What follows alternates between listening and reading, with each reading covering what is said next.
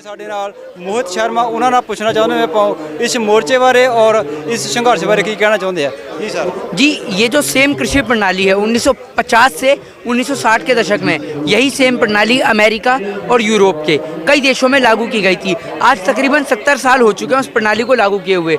वहाँ के किसान की हालत बद से बदतर है। सुसाइड रेट जो है किसानों का वो भी बढ़ चुका है। तो ऐसी चीज़ जो विदेशों में बैन कर दी जाती है वो भारत देश में क्यों लागू की जाती है? ईवीएम विदेश ने बैन करा, भारत में चालू किया। सीएनजी विदेश ने बैन करी, भारत ने चालू करी। तो क्या यहाँ के लोगों की जान की कोई कीमत नहीं है जो आप यहाँ चालू कर देते हैं? दूसरी बात, आप एक बात मुझे बताइए, अगर आपका बेटा सरहद की हिफाजत कर रहा है तो क्या आप आतंकवादी कहलाएंगे?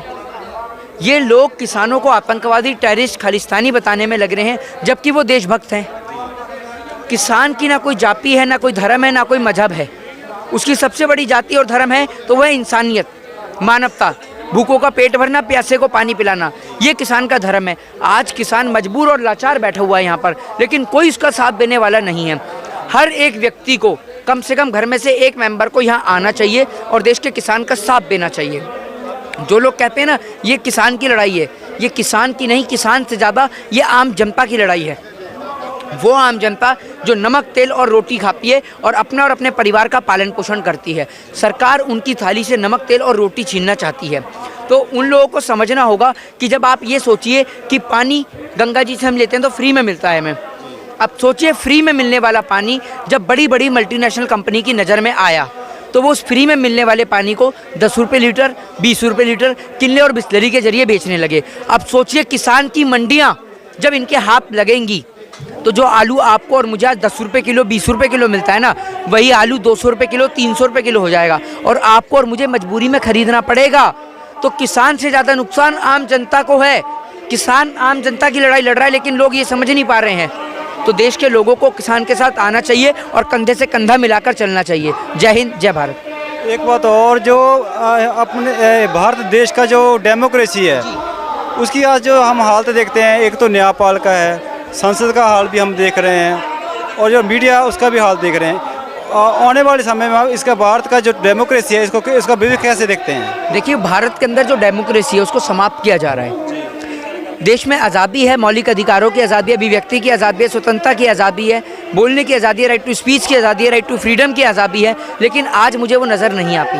आज कोई भी व्यक्ति अगर सरकार के खिलाफ बोलता है वो देशद्रोही है, वो आतंकवादी है, वो टेररिस्ट है, वो खालिस्तानी है।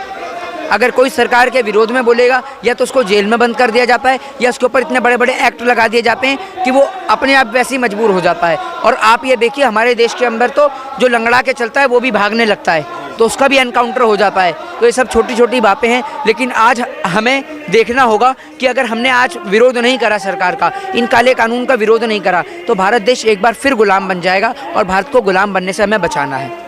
भारत की स्टेट है पंजाब से ये संघर्ष, ये जो मोर्चा था शुरू हुआ था, उसके बाद में ये हरियाणा, यूपी, राजस्थान, मपी लगभग पूरे देश में ये फैल चुका है।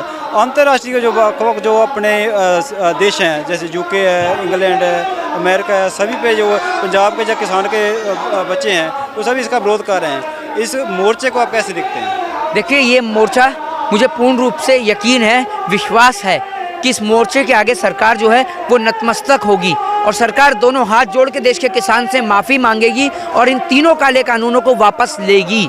क्योंकि आज आप ये देखिए, सरकार के ऊपर कोई प्रेशर नहीं है। मैं आपको बताऊं, अगर अंबानी और अडानी बिल को वापस लेने के लिए कहेंगे तो बिल 1 मिनट में वापस हो जाएगा। लेकिन सरकार ने सारा कुछ प्राइवेटाइजेशन कर दिया है, तो सरकार के हाथ में कुछ बचा ही नहीं है। तो सरकार करेगी क्या? करने वाले तो अंबानी और अडानी हैं। तो अगर वो हाँ कर देंगे तो बिल कल वापस हो जाएगा। सरकार का जो रुख है वो बोल रही है भाई इसमें हम संशोधन कर सकते हैं, बिल में इसको रद्द नहीं कर सकते। देखिए, सरकार की बात पे विश्वास नहीं किया जा सकता। सरकार संशोधन के लिए क्यों तैयार हुई? क्योंकि बिल में कमी होगी तभी तैयार हुई है। तो सरकार की बात पे हम विश्वास नहीं कर सकते। और अब देश का किसान जो इतने दिन से बैठा हुआ है, अगर संशोधन के मूड में होता तो कब का संशोधन करा लेता। वो बिलों को वापस करवाना चाहता है और जब तक वापस नहीं होगा वो जाएगा नहीं। जो किसान जथेबंदियों का आगू है उनका अभी तक का जो हम देखते हैं जो प्रदर्शन है बहुत अच्छा रहा है, क्योंकि सरकार के पास बहुत से उसके ब्यूरोक्रेट्स हैं, मंत्री हैं, ऐसे किसानों को समझा जाता है कि वो अनपढ़ होते हैं, पर उनका अभी तक का जो हम प्रदर्शन देखते हैं उसने सरकार को एक तरह के अपने पाँव के नीचे लेकर रखा है। कैसे देखेंगे इसको रुको किसानों को? देखिए, पहली बात तो जो लोग कहते हैं ना कि किसान अनपढ़ है, वो भारत देश को नहीं जानते। भारत देश में बहुत पढ़े पढ़े लिखे किसान हैं। आज लोग खेती करते हैं, देश की सरकारों को ये नहीं पता होगा कि फसल कितनी तरीके की होती है, ये नहीं पता राबी की फसल कब उगती है, खरीफ की फसल कब उगती है, और वो भी अपने आप को किसान बताने लग गए हैं। देखिए, देश का किसान बहुत पढ़ा लिखा किसान है।